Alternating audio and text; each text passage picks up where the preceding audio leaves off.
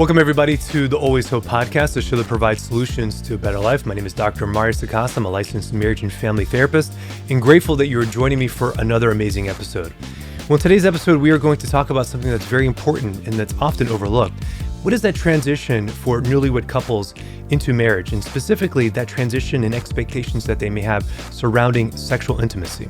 And so joining me on today's episode is the wonderful Mary Bruno, who is the author of the book Missing Pieces: Perspectives on Sex for Catholic Women. Mary brings her unique blend of personal experience and professional insights to discuss that transition into marriage, setting realistic expectations for newlyweds, and addressing the challenges that couples may face in building emotional and physical intimacy. In this conversation, we tackle some sensitive but vital topics like how our expectations around intimacy are shaped, how to navigate obstacles like painful intercourse or anxiety surrounding sex, and how sacrificial love can lead to a deeper sense of intimacy. Mary opens up about her own journey, including her diagnosis of vaginismus, and shares beautifully practical advice for couples who may be experiencing similar struggles.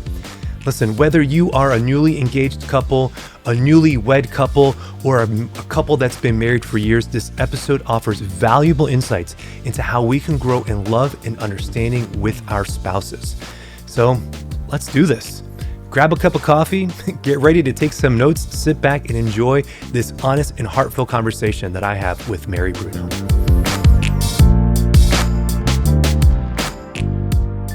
Mary Bruno, welcome to the Always Hope podcast. How are you doing today? I'm doing great. Thank you for having me. The pleasure is all mine. Thank you so much for taking time out of your busy day to join me and my listeners on this show. We're so grateful to have you talk about your new book, Missing Pieces: Perspectives on Sex for Catholic Women. What a great topic to dive into, to be able to offer some insight. We know that this is a topic that needs a lot of attention. I was grateful to have Sarah Bartel, a friend of yours, on the show recently to talk about her work in this area. And my thinking for us today is that we need to talk about newlyweds, and we need to talk about engaged couples in this transition into marriage and expectations that newlyweds can have. I know coming into marriage, sometimes like you think, oh, the honeymoon, we're not even going to go anywhere. We're just going to make love the whole time. And you realize, no, that's just not going to happen. Okay. So we need to temper some of these. And I know I'm exaggerating. Maybe that's the husbands who are thinking that the whole time, leading up. It's like, yes, finally, we're not going to do anything. We're not even going to go to the reception. We're just going to go straight from the church to the hotel, and that's it. And we'll just meet everybody later, or just avoid all of that. And so just to be able to have some expectations, set some ground for what's healthy, what are conversations newlywed couples should be having, what are expectations that are appropriate, that engaged couples should have as they're transitioning into marriage. And then even those first couple years, I mean, this really is kind of like a dance, and learning how to cooperate and to work with each other's bodies and understanding the nuance and the particulars of each other. That all of that requires a lot of discussion. And so I think that's what we're going to dive into today. How does that sound to you? I love it. Yeah. It's a lifetime learning experience. It doesn't stop. Yeah. That's exactly right. That's exactly right. All right. So let's go. What is a healthy expectation for the wedding night? How about we just start there? I love it. I think it's helpful to also take a few steps back and just look at I think we're primarily speaking to Catholic couples getting married. Yes, that's right. I think a lot of us if we grow up, especially in the Catholic Church, and going to talks and retreats and Catholic schools, or even in our home, we hear a lot about saving sex for marriage, right? And theology of the body, which is beautiful and good. And we need that very desperately. But I just, when I was thinking about it, I realized recently that there's kind of frames this as like, well, you get married and then it's just figured out. You just figure it out. You get the wedding ring on your finger and then you just know how to have healthy, good sexual relationship. And that it's just not so simple. Mm-hmm. So I think first coming in with the awareness that getting to know each other as husband and wife, especially in the bedroom, that is a learning process as well. So it takes a lot of awareness, some education that we just don't get that side of things, which is why I wanted to write this book. Obviously, there are there are things on, as a man and a woman, things that a man experiences. Hmm. I focus more on what the female experiences because it tends to be, I don't want to make it like black and white or anything or oversimplify it, but it tends to be a lot more complex. Hmm. So, when going into getting married and your honeymoon, maybe it's your first time, maybe it's not. But for a lot of us, it is our first time. So I think it's helpful, first of all, to just kind of take account of your own history. Um, and one thing in particular is considering, certain things like, have I had really painful periods? Um, how has it been if I've tried to wear a tampon? Has that been something simple? Or has that been something that's painful? Gynecological exams. All of those things can give some awareness to whether sex might be uncomfortable. But that's just the physical side of things. There's also the emotional side of things, or, history, which you could speak a lot to, I know, as a therapist, um, as what are the past experiences and how are you kind of mentally coming into that. It's just to take account of all those things that really does matter when considering entering into a sexual Hmm. relationship. Um, yeah. Any, do you have any thoughts on that Yeah, as a keep going. therapist? I would love to Yeah, I guess hear. I guess my question would be, so yeah, I think it's great. We're backing this up a little bit. So before we get to the wedding night, let's talk about Yeah. just kind of engaged couples. And I think you're right, to start there. When do you think those conversations should be had for couples? I mean, I know some couples, with regards to specifically experience, history, what their personal history has been with this topic, or maybe even some of the things that you spoke about heavy periods and painful periods, or difficulty inserting tampons, or things of that nature. When do you think those type of conversations should be emerging? Well, yeah, I think if you think about a couple who's working towards marriage and is engaged, you think about the intimacy that they're forming, right? So like, and something that is going to continue to grow once they get married. So intimacy is seeing deeper into each other, sharing and revealing more of ourselves. And so with that, I mean, I hope that if couples are preparing for marriage, that they are building a rich and deep emotional intimacy, and they are able to just naturally share these kinds of things. Like there is a level of depth and vulnerability that is healthy for every marriage, Right. right? So I think that you don't have to wait till you're engaged to share that kind of information. I mean, also, if you think about family of origin, like Hmm. we're always learning about that. That's not something that's unusual. So you're going to have some of this information already. And I hope you always continue to learn about each other.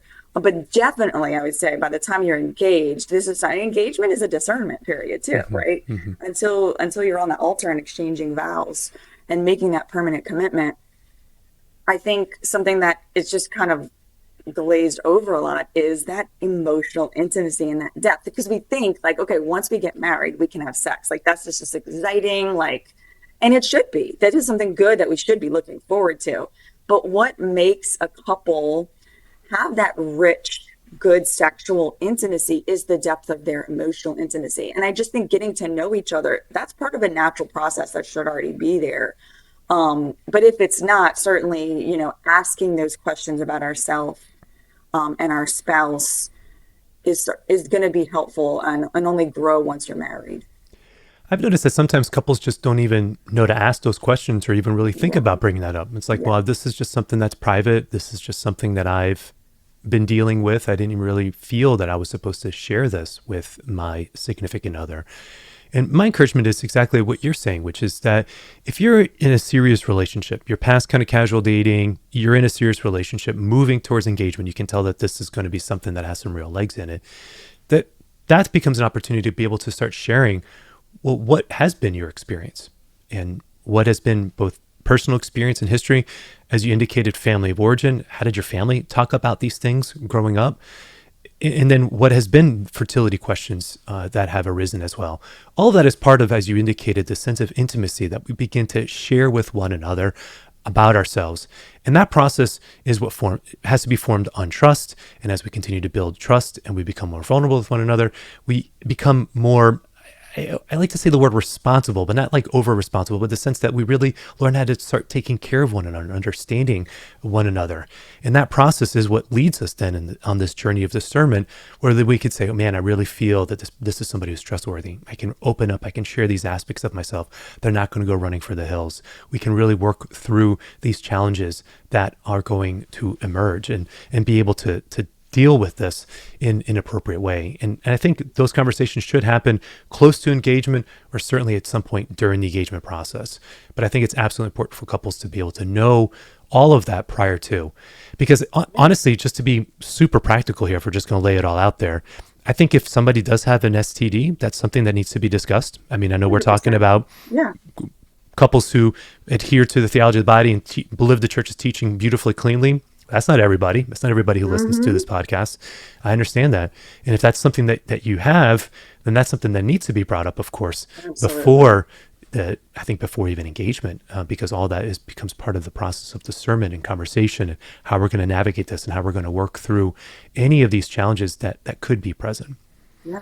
Yeah, it's just not realistic. Like, we all have these wounds and these burdens. To expect that we all enter into marriage just perfectly, it's just not realistic. So, there are some people who have been like very pure and that's beautiful. There's a spectrum, at least we can say. And it doesn't matter, so much, but it does matter to the conversation and the person that you're promising to commit to. But you mentioned, running for the hills. I think that's an interesting thing to say, because I think certainly we talked about having these conversations, at least when you're engaged.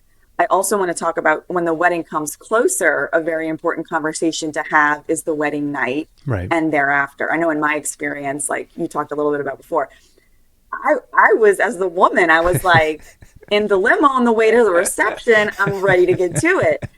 And I think that's which good. is healthy. Like, it's actually healthy. It's healthy. Excitement, which is very good. It is. And look, for some couples, maybe that is the case. And I don't know, but it wasn't until getting out of the wedding dress is a little difficult. I'm just going to be very practical. It's really impractical, but I also didn't anticipate, and it wasn't even a conversation my husband and I had at the time. We got married 11 years ago, and it was just like, it's just understood that the wedding night, at the hotel, not the limo. That was just being silly. Yeah, I know. But that's what's going to happen. But like at the end of the day, we had an evening wedding.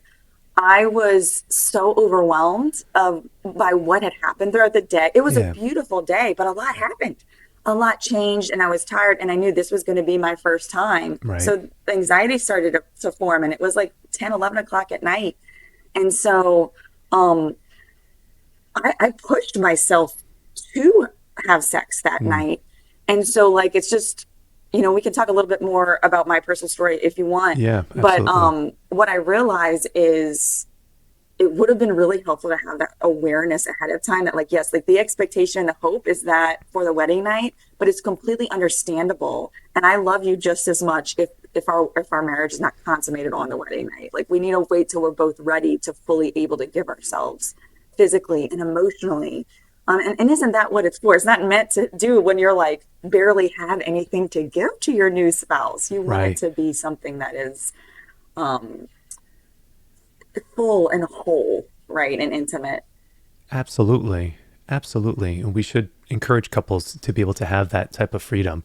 Now, again, if you get the 11 o'clock wedding and the reception is over by 4, then okay, great. Maybe you need a plan. Maybe a couple's listening and be like, oh, maybe we do want to have a lunchtime wedding as opposed to an evening one for these conversations to be present. But let's go into that, I guess, a little bit. I mean, you share in the book your story. So please, to whatever you feel comfortable sharing, to audience, like what happened? What did you discover over the first few years of your relationship, of your marriage? So I'll go and actually feel a little bit more detail than I did in the book, because in the book, I intentionally didn't want it to be too much about me, because my experience, I would say, is a little more rare. just because of the how extreme it was. And I really wanted the book to be able to speak to a variety of women. Hmm. But my experience is what motivated me to write the book, because I realized how much education was needed. My husband and I, when we got married, we both, I don't know where the information came from, but we both had heard that sex should be like, it's going to be painful the first time. Okay. So we both went into it with that expectation, and then of course thought it would get better. Um, so that was kind of my expectation. And then um, I had, so, and then the anxiety didn't help, of course, which Right. I'll explain a little bit more about later. But so when we ended up having sex that night, um, it was a 10 out of 10 pain, like Oh, mercy. excruciating pain. Oh, And mercy. there's a spectrum, right? It's not like, oh, you have a lot of pain or you don't have any. Hmm. There's a big spectrum here. But for me, it was severe. Hmm. And because I had this expectation of pain, what I experienced, I just assumed was normal because I didn't have any way to gauge that pain. Hmm. And just to be very honest, like I had trouble sleeping and walking the next day. Oh, This is I'm so something that sorry. is very real. So this was sexual trauma on my wedding night. Oh, And I'm sorry. I want to be honest about it, because this is something that happened and I had no idea. We just thought this was normal. And I would I assume your pushed, husband didn't either. I mean, we're assuming that your yeah, husband was a gentleman and all of the above. absolutely. Yeah, yeah, I have a yeah, very yeah, wonderful, loving husband who's yeah. just been amazing. And, but like, so the next night, pushed through it again, had the Wow. same issue, and like just kept putting myself through this trauma without even knowing it, because I didn't know it was normal. Neither of us knew it was normal. Had all this education on, safe sex for marriage, but not what normal, healthy sex should look like Hmm. in marriage. So I will, I will say, so um, it did get less excruciating. Like the pain improved, Hmm. but it never really went away. But this was also confusing for me because I was just like, oh, this is just how it is. Hmm. So now I did have severe endometriosis and infertility. Hmm. And so I learned later that this is likely what was the biggest contributor to such severe, because I had severe pain with my period since I was 13, 14. I got married at 26. I had had many surgeries. That was likely the biggest cause of it. I had issue. I couldn't wear tampons. They would just kind of come out. I didn't feel like they worked. I was like, "That was weird. I'm not going to use it." Now I know that that was giving me some information. I also had some family of origin trauma, which made it difficult for me to be honest with my husband. So as time went on, I this was very difficult for me to swallow after a while, but I tried to hide it from him because Hmm. I wanted to please my husband, and Right. and it wasn't coming from him. It was just this. It was both from the church.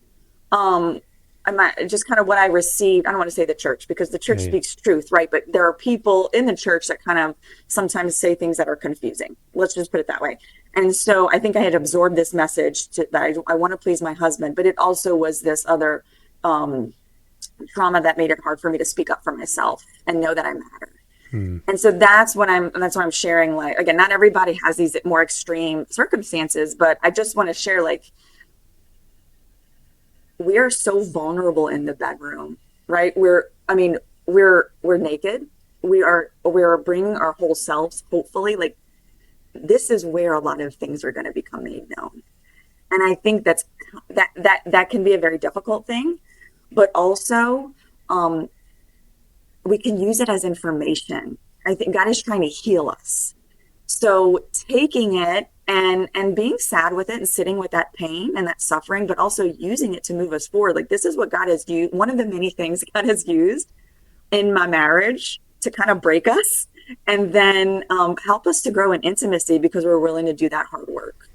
So I encourage, and we're a marriage prep mentor couple, and so our first suffering was infertility for many years, and that's when I first, and surgeries and pain, like I mentioned, and that is what taught us that suffering can be doorways to intimacy.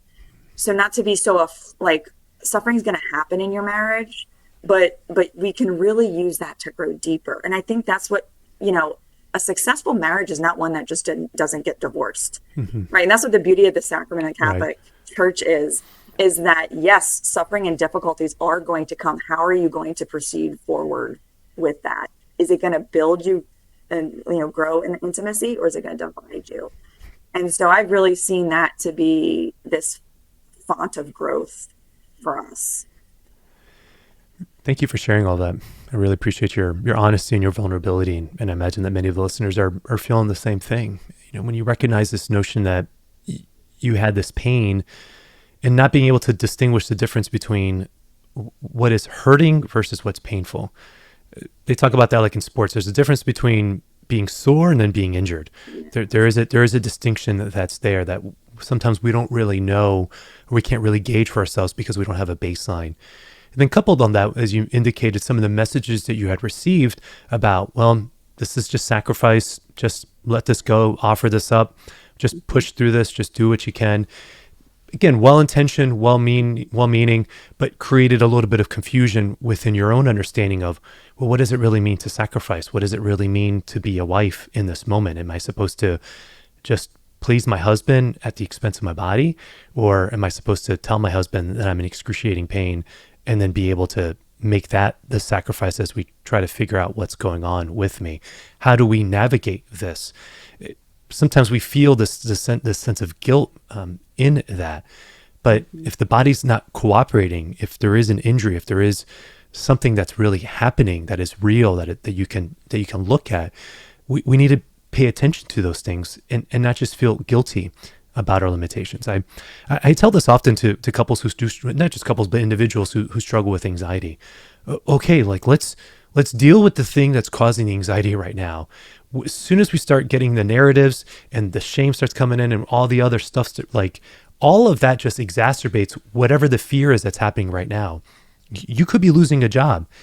That's scary enough, regardless of whatever's happened in your background. But this as an isolated incident is enough for us to kind of deal with. Again, is the past what is contributing to the way that we handle to this? Of course. Do we need to attend to those patterns? Absolutely, we need to look at all of that.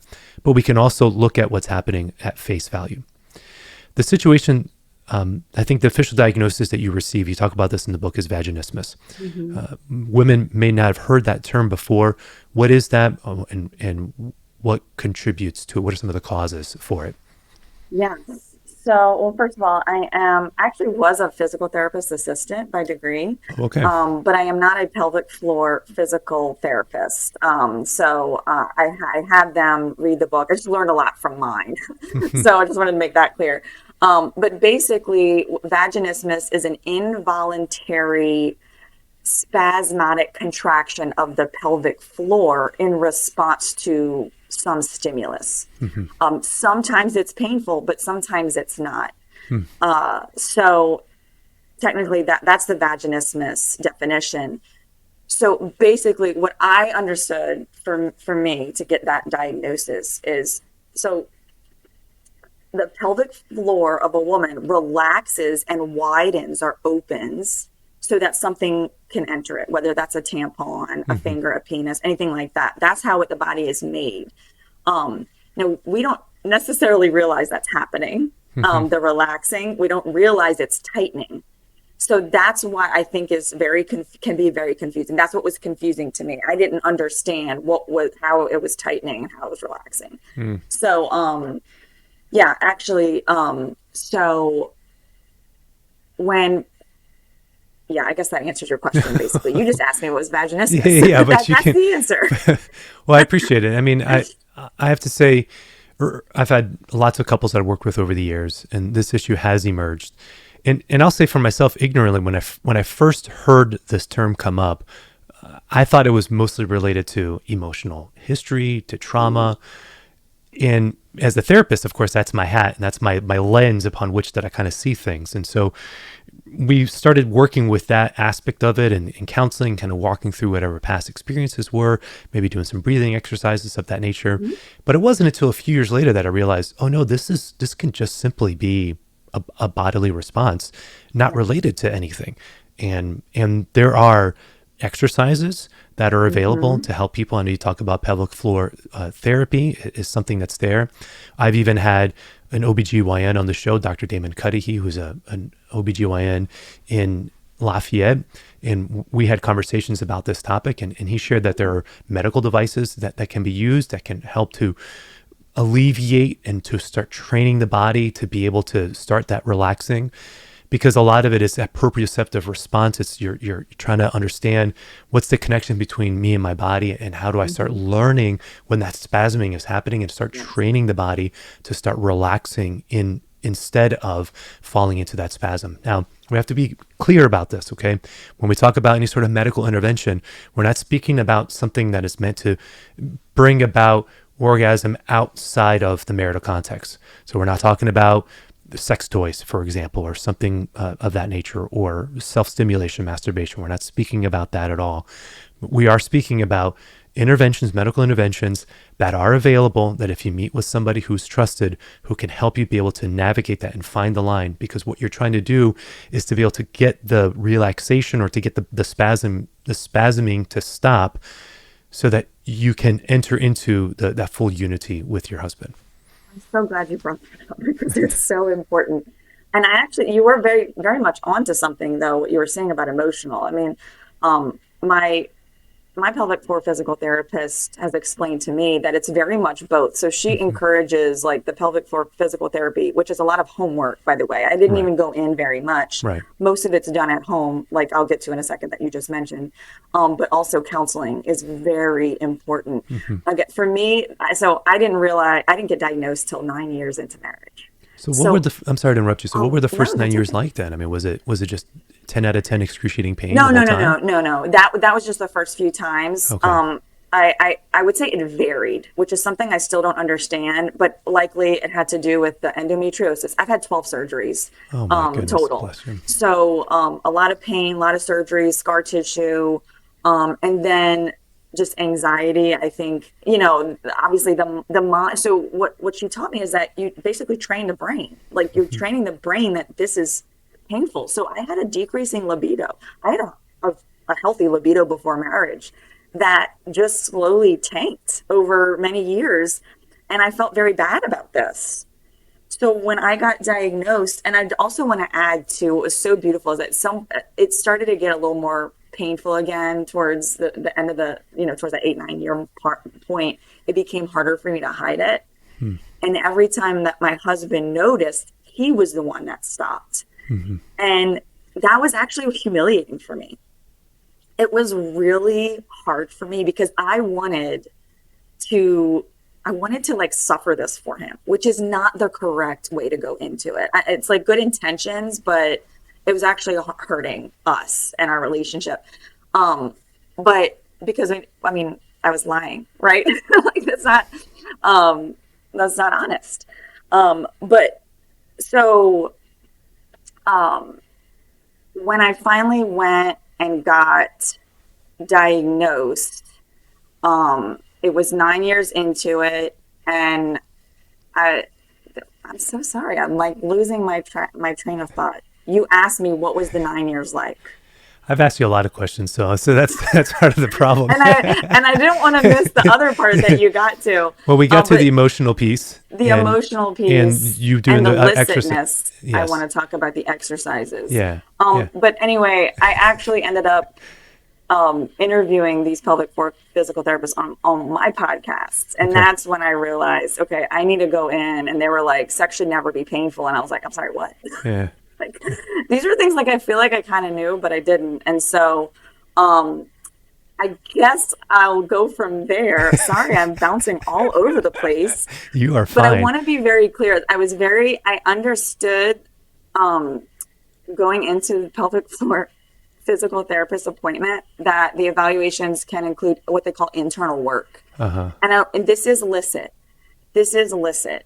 But it's not, you don't have to do it. Hmm. Okay. So they're used to this being like, they understand that this is kind of like an uncomfortable, this can be very weird. Yeah. So everything I've heard from women who've gone to these therapists, like they put you at ease. They ask questions. It's not like an OBGYN pap smear. Okay. Right. Like are you ready? Is this something that you want to do? They can do a lot of external work, but internal work can be a part of it.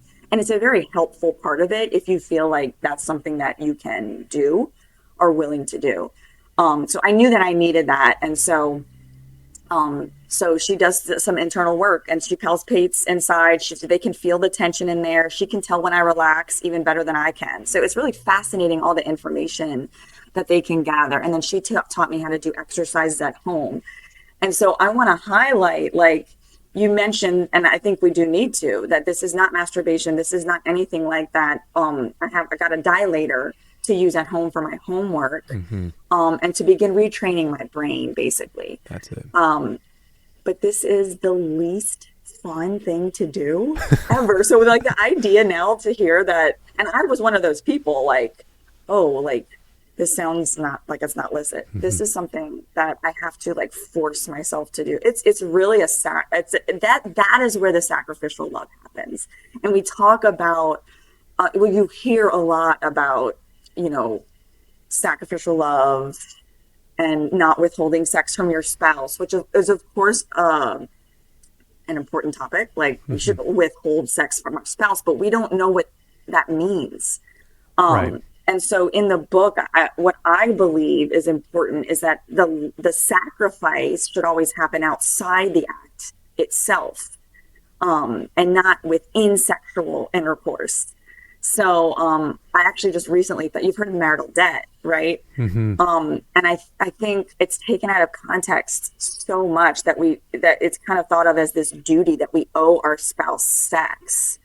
And I think that can be really harmful too. But what I recently realized is that, like, basically where I could finally understand that term is that no, the debt is being honest, like being honest about this is painful. The debt is the work that I'm going to do outside of intercourse to make myself better so that we can both enter into sex that is pleasurable and good and intimate for both of us. And I just think that's a much healthier way to look at it, as like, yeah, I'm not saying like, don't have sex, like, Right. just say no. And because I'm like, it's no, let's say yes to sex that is going to be good and healthy for both spouses. And in the meantime, we're working on ourselves individually and our relationship.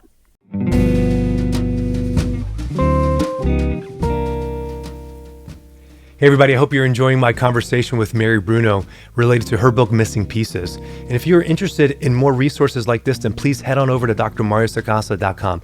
There you'll be able to catch up on all the past episodes of the Always Hope podcast, many of which deal beautifully with these conversations related to intimacy, both emotional and physical, topic that I've discussed many times in the past.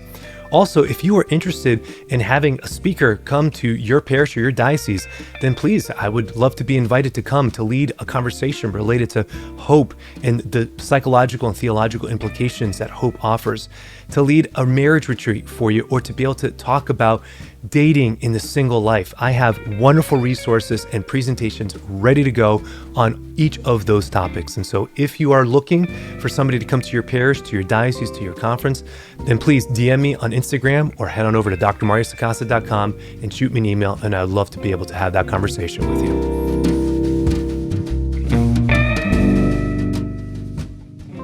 Points that I kind of want to highlight here. That last piece specifically, I think, is important. That concept of the marital debt has been, as you indicated, misconstrued, or the notion of that we shouldn't be withholding sex from our spouse.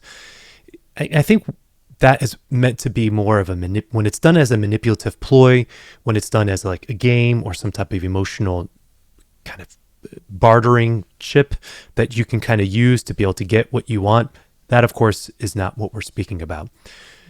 But it's not also right for the husband to just ask whenever, and the wife is supposed to just say yes all the time.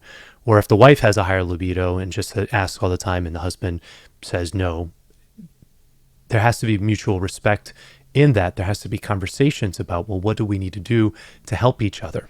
What is contributing then to the no? It could be that it's work, and I think you talk about this in the book, Sarah Bartel and her husband, you have a wonderful lengthy quote from one of her resources where she says that she's the one who has the higher libido versus her husband, and she was feeling rejected by her husband's no. And what she came to realize was that it wasn't that he was saying no because he didn't want to have sex, it's because he was just tired and stressed out from work, that he needed some time to be able to work through work, to let go of that, and then be able to transition, or to have, or maybe have it planned a little bit so he can kind of be thinking about it and anticipating it. This is what we're speaking about. If we just look at these obstacles or these moments and we just say, well, we just need to suck it up and we just need to push through because this is the standard of what it's supposed to be, we're missing that data. We're missing an opportunity to be able to grow in understanding, well, why is it that I'm saying no? Well, what is it about this experience? What is it that I need to do to be able to get, not to say get better, but to be able to be freer, to be more physically available, more emotionally available? What work can I do for that experience to be able to happen? Now, in the context of what you're speaking about is that it was that this bad pairing happened, and rightfully so, that with the 12 surgeries that you spoke about, a long history of endometriosis, a long history of painful periods, and then a history of painful marital intimacy, that everything surrounding that topic, your body just said, nope, we're not doing that. That's just painful. That's painful. So anything that even came close to feeling that would be pain. And that's why the counseling, I imagine, was helpful for you to start retraining your brain, to start letting go of the anxiety, start giving the possibility that we can break this pairing. This is just Pavlovian pairing to some degree. It's just conditioned response that's happened. Well, we need to break that conditioned response and to be able to say, well, how do I think about this differently? And then how do I physically start training my body? You said wasn't fun at all, but I imagine what it ended up doing, those pelvic floor exercises, is that it started helping you be able to have better attention to your body, to be able to be more relaxed, and then to be able to, I'm imagining, have less painful intercourse with your husband.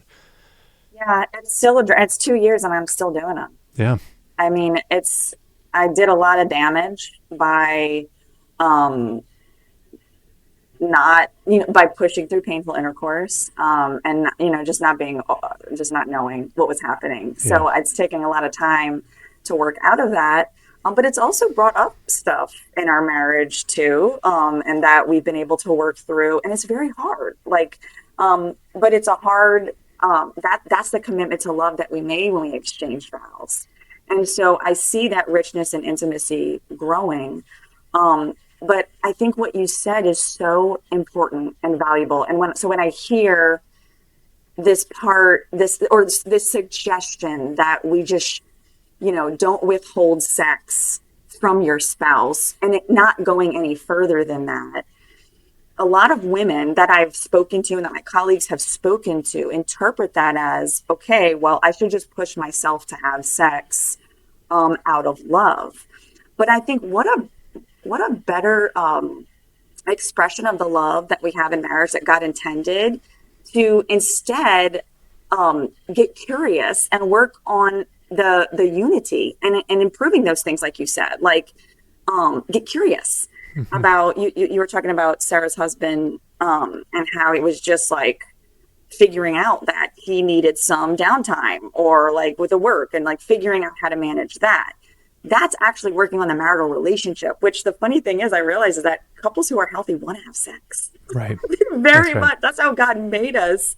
We don't have to be forcing people to have it under the pain of sin or something. But right. So if we focus more on the healthiness of a relationship, sex is going to happen naturally. We want that.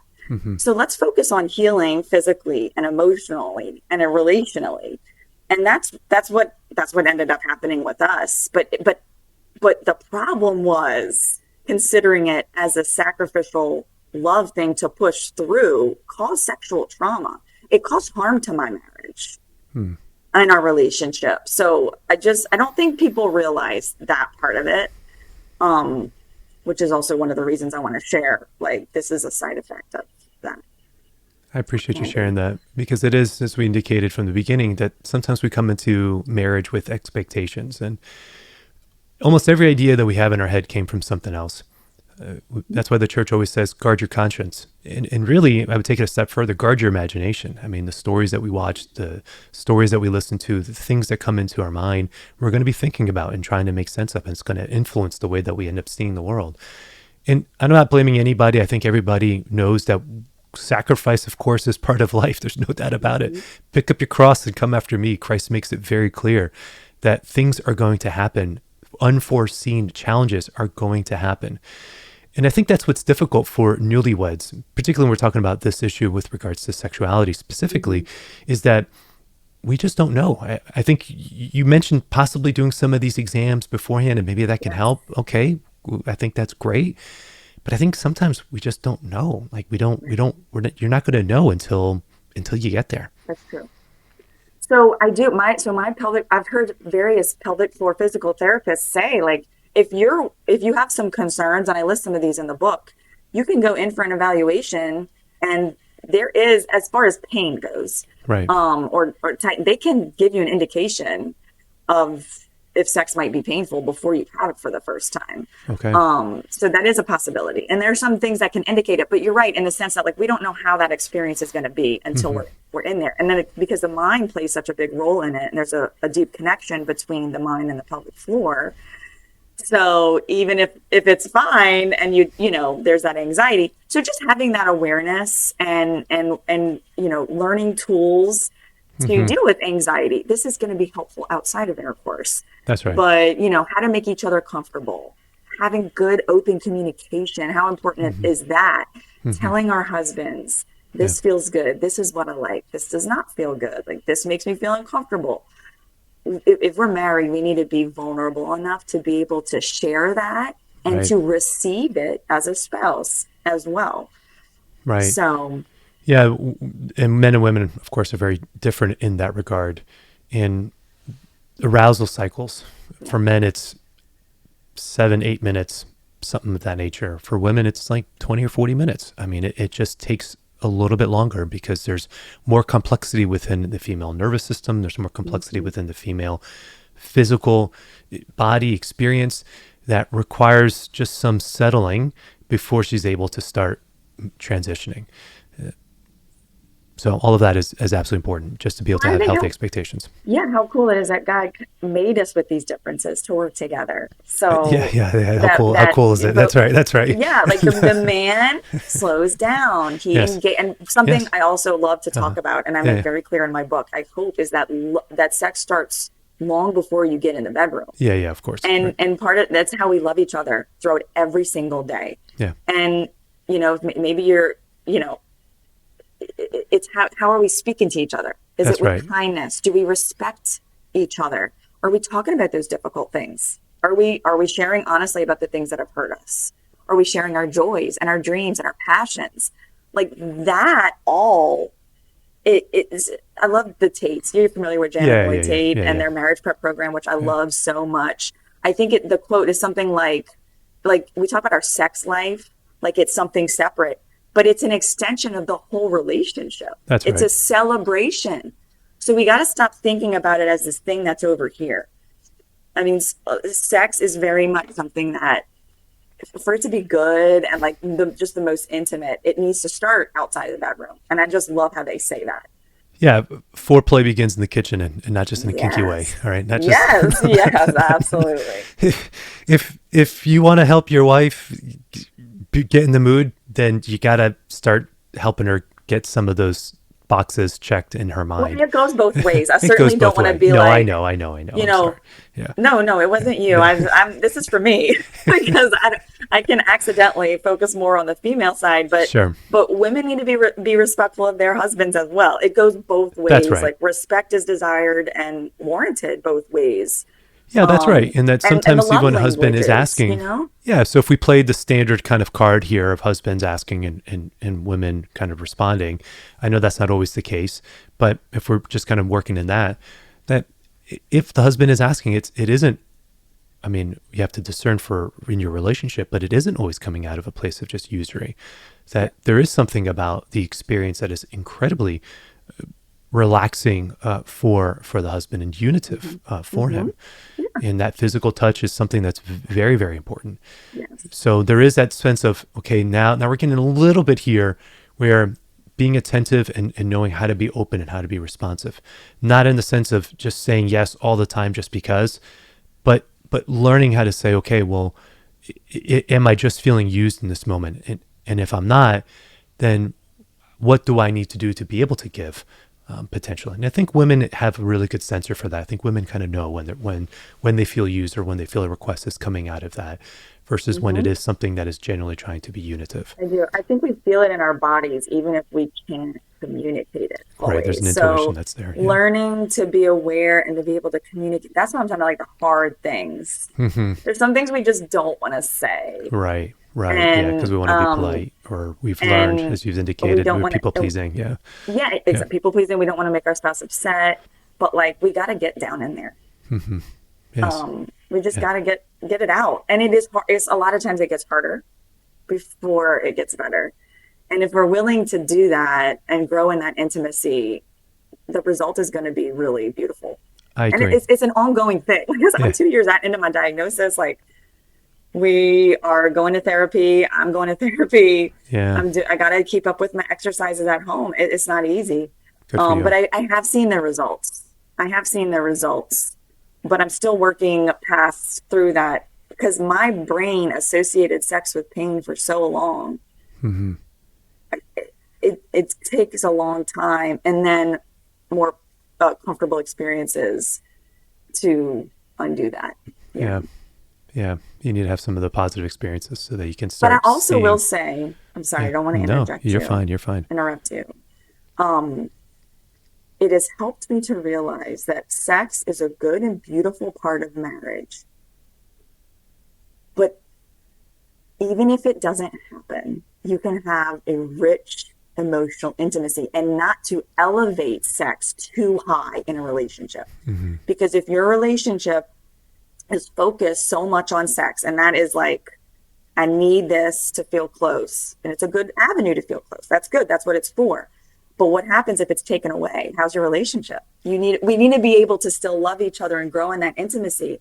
And that's something we've experienced is that we can still enjoy each other and have that rich emotional intimacy and that closeness when sex is not in the picture. Yes. Yes, absolutely. It's all, as you indicated, part of the relationship as a whole. So thank you for sharing all of that. Yeah. Okay, well, the time that we have left here, why don't we kind of get into some more practicalities if we can? All right. Mm-hmm. So maybe a little bit of a lightning round here for you, Mary. Okay. Again, as we always talk about these things, I should have said the caveat from the beginning, but we're trying to thread the needle between not being overly explicit and crass because we never want to reduce the mystery of this experience to just physicality, while at the same time also trying to find the right language that's clear so that we know what we're talking about and there isn't too much ambiguity. But in the book, you do offer some other practicalities, which I think is important, just going back to this theme of newlyweds and what are conversations that they can be having. They may not be aware that there are certain things that are available to them. One of the other potential pitfalls that could happen is low arousal fluid. And even with as much time or foreplay as there is, some women may not just produce enough Right. fluid to be able to make the experience less painful for them. You mentioned in the book using lubrication, and I think it's Mm-hmm. important just to say for people to know that there is approved. This is okay as long as it's not spermicidal. There is Mm-hmm. spermicidal lubrication that's available. Those would be more contraceptive in nature, so that's not what we're speaking about here. But anything that's done that's tasteful, that's to help make up for that which is lacking so that you can enjoy the experience as a couple is absolutely important. Anything you want to say to that? No, I think I'm so glad you said that because I think that's typically something that you may or may not hear if you have close girl talk. But it's something totally appropriate to bring up here because a lot of people use that. Not everyone, but you're right. There's arousal fluid doesn't always do it.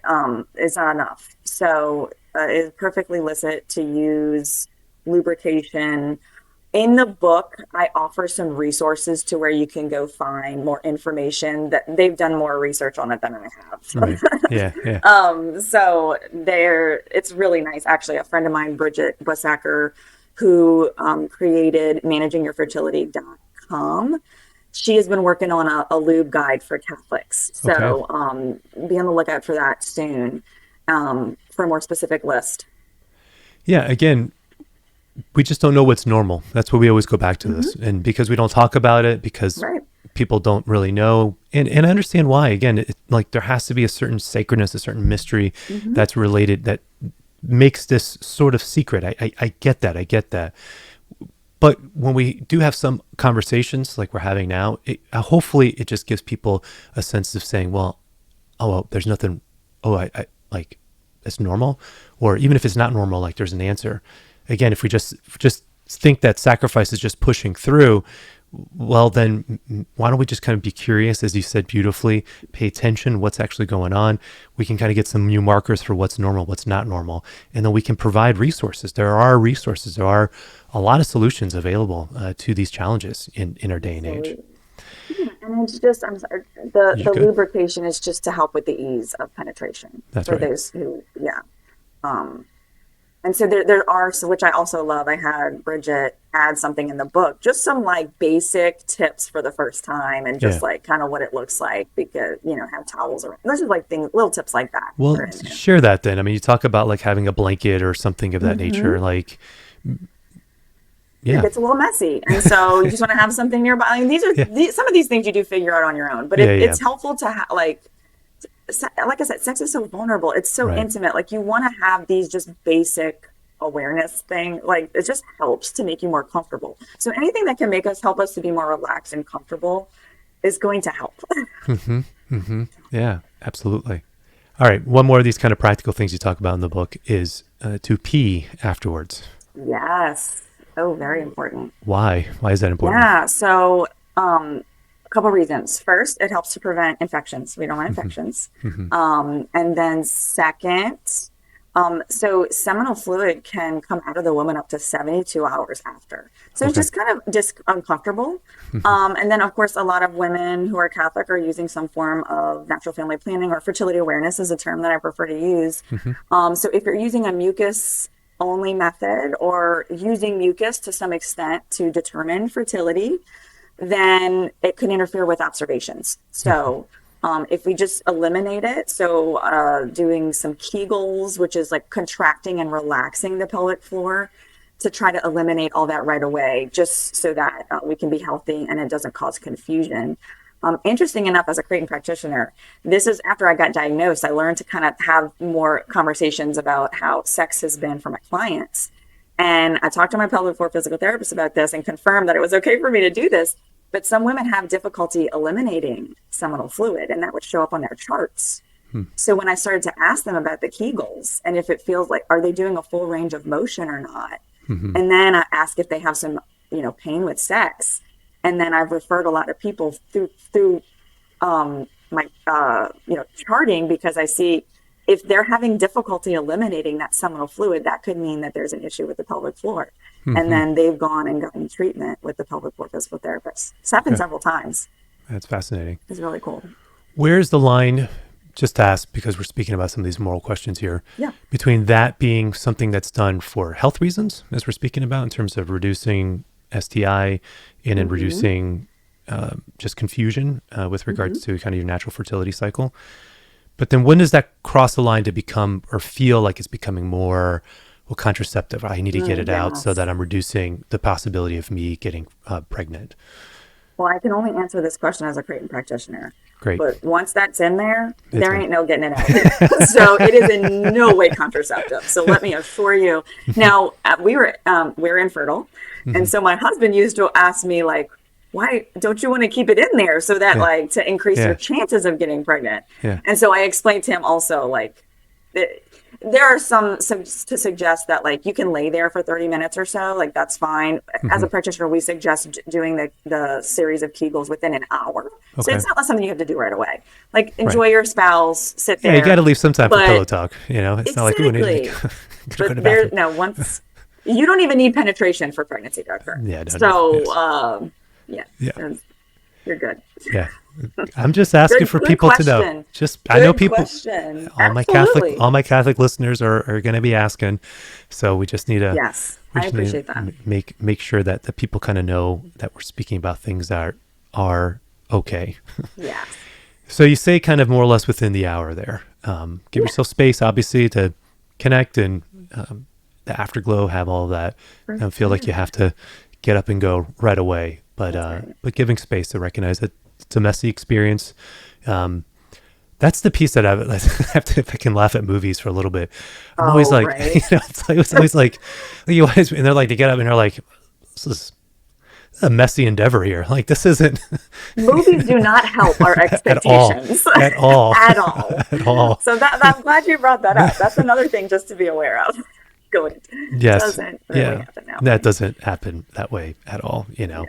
Yes. So just kind of breaking through all of that to give people a healthy understanding of, yes, there's this emotional element of it that we've been speaking about. There's the spiritual and there's the moral element, but there's also just the physical realities that are Hmm. there, and all of that's just part of it. It's part of the experience. It's part of the exchange. It's part of the embrace, and it's okay. Like it's okay. Yeah. So Mary, as we're kind of coming to a close here, any thoughts, any final thoughts you'd love to share to the listeners? Well, I guess I could show the book. Yeah. That's what it looks like. I have these little missing puzzle pieces. Um, as just to kind of represent some of the pieces that have been missing from some of these conversations. And the table of contents, kind of the framework that I start from or work from is just understanding that there are two components, the male and the female, and God made us differently on purpose, but with good reason, Hmm. and to integrate those two and so that the two can work together. And it's just becoming aware of what that means. And Hmm. then, like you said, some practical information, basic education. And then I have a chapter on the first time. Good sex doesn't just happen. It's something that Yeah. we're always working towards it. And that's a lot about emotional intimacy and how we love each other. Sacrificial love versus denying actual needs. The body remembers, and then putting the pieces together. And something that was really important to me is, like, not everybody's going to respond to the way that I share information. I love sharing other resources. So I have a page of other solid Catholic women and two couples. I think maybe know one of them, Uh-huh. Jenna and Logan Lorette with Uh-huh. Yep. Surprised by Marriage. Yep. And for people who read to go to find more information, Dr. Sarah Bartell and her My Hmm. Delight course is phenomenal. Cannot Hmm. recommend her enough. Bridget Bussacker, Emily Frazee with Total Wine. These are some women like doing some incredible work Yep.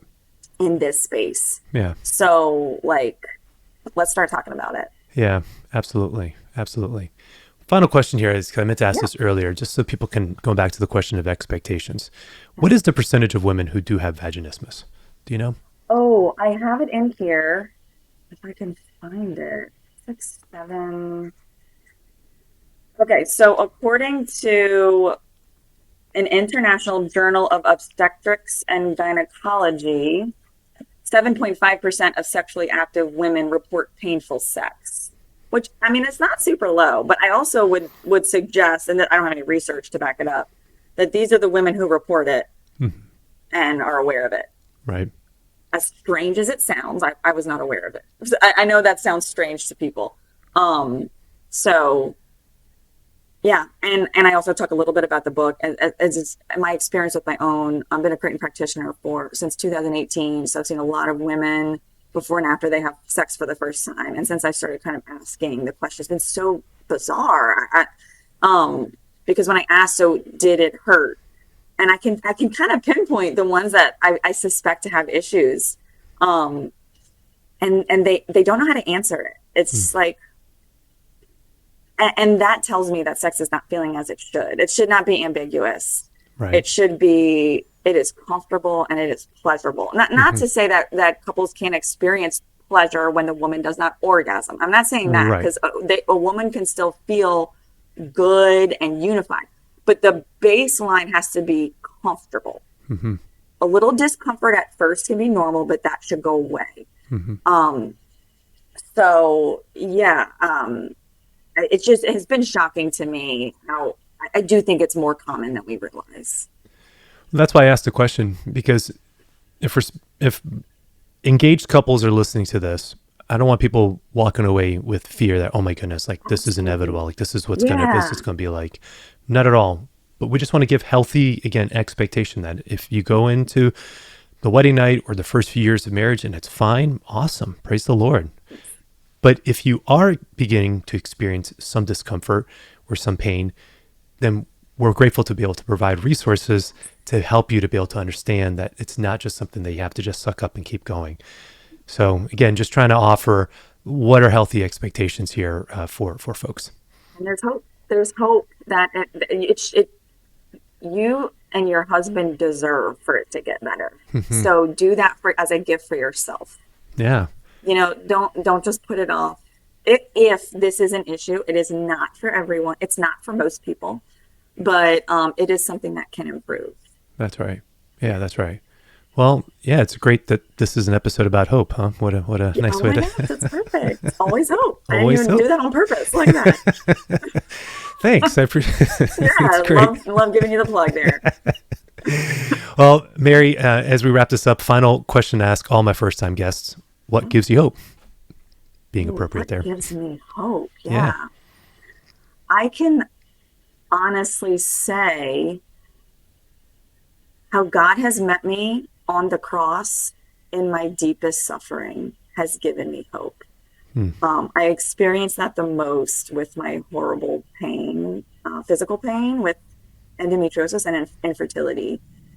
And that is what really helped me to get a deeper conversion and to remember that now with everything moving forward, that no matter how bad it gets, that God is with me and he's working for my good. So suffering really stinks, but there's something really fruitful in it, or it can be if we choose. It's good to be reminded about that because Yeah. we don't always feel that, when we're really For suffering, sure. when we're really suffering, depending on what it is. But I really appreciate that perspective of that God, knowing that God has met you in your deepest pain and that he is working with you for something good, as opposed to just cutting you up because he wants to, or that he's this force that is an obstacle that is just trying to prevent you to thwart your plans. And that is not who the Lord is. But we do live in a world where he has allowed suffering to continue, and he uses it. He uses it. And so for us to be reminded about that is an absolutely beautiful way to end today's episode. Mm-hmm. Well, Mary, thanks so much for taking the time to come on the show and for just all the insights that you offered. Many blessings to you and to the book and to all the women that you're serving, both through your Creighton work and then also through this apostolate with the Missing Pieces book. So God bless you too. Yeah. Amen.